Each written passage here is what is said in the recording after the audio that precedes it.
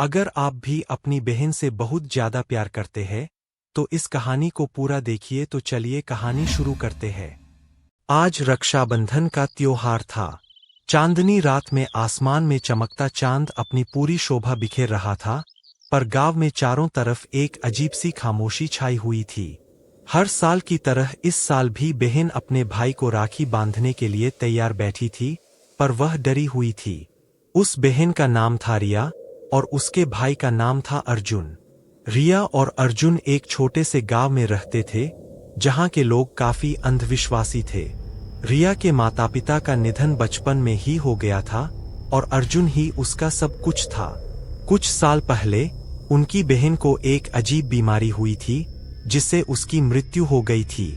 उसके माता पिता भी उसी बीमारी से मर गए थे। उस बीमारी का कोई इलाज नहीं था। इस साल रक्षाबंधन पर अर्जुन ने अपनी बहन को राखी बांधने के लिए एक सुनसान जगह पर बुलाया। उस जगह के बारे में कोई नहीं जानता था। रिया बहुत डरी हुई थी, पर उसने अपने भाई की बात मान ली। जब वह उस जगह पर पहुंची तो उसने देखा कि उसके भाई ने एक बड़ा सा पेड़ उखाड़ रखा था, जिसके नीचे एक सुरंग थी। रिया ने अपने भाई से पूछा, यह क्या है भैया, हम यहाँ क्या कर रहे हैं? अर्जुन ने कहा, रिया डरो मत, मैं तुम्हें एक राज बताना चाहता हूँ। हमारे माता पिता और हमारी बहन की मौत का कारण यह सुरंग है। रिया हैरान हो गई।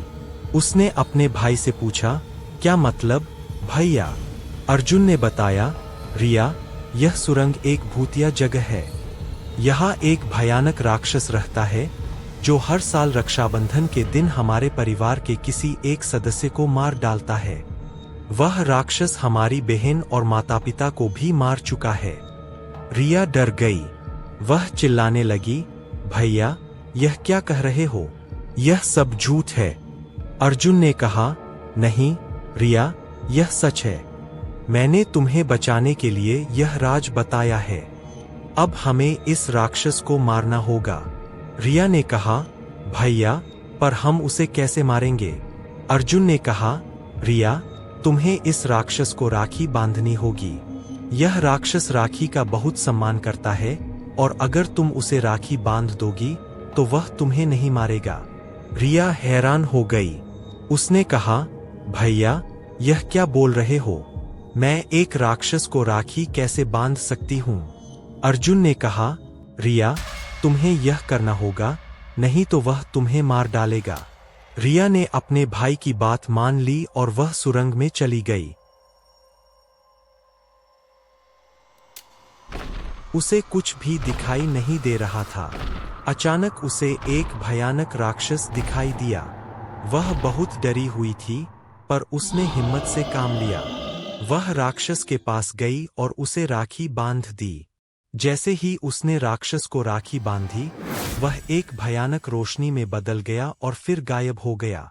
रिया ने देखा कि उसका भाई अर्जुन वहीं खड़ा है।